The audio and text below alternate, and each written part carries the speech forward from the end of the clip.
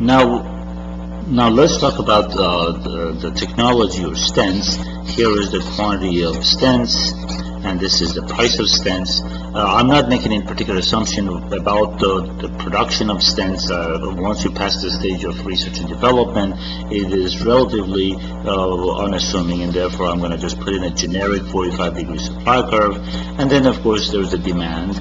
As this product gains respect and popularity among professionals and patients, then the demand for this product has and will shift to the right, meaning that more stents will be implanted and the prices will also increase. Now, of course, until recently, the FDA has issued some advisories about stents and particularly drug-coated stents that has affected the demand for this product somewhat and has shifted to the left. However, there's an interesting phenomenon, that is that stents and surgery became substitute goods, and the theory suggests that when substitute goods are cheaper relative to the original product, then it will cause the demand for the original product, in this case surgeries, to shift to the left, and so forth, and vice versa. If substitute goods are more expensive, then the demand for our product, let's say cardiac surgery, will shift to the right as people flock into this market. Now, in recent days, it is shown that stents are okay as long as they're supplemented with another medication to remove or reduce the possibility of building fatty tissues. In that sense, now this product, the stent, has now a complement product to go with it. By itself is not as effective, so therefore the package is more expensive. And to the degree this package becomes more expensive, then this product that had fallen from favor may find, as the price of the substitute, including the complement that goes with it, to be higher than it used to be. Therefore, it has contributed to a right shift in demand for cardiac surgery services.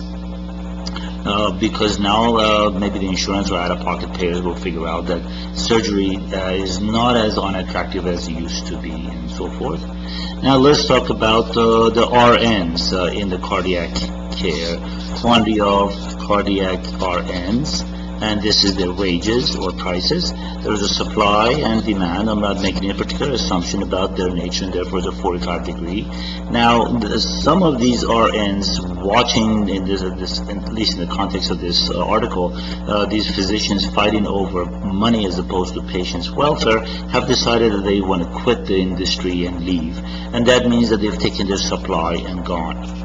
So the supply is being reduced. Now, that means that those who are less in that community, less nurses are available for cardiac care, and those who remain in the market will command higher wages as a result, because there's basically a shortage of them as a result of this phenomenon.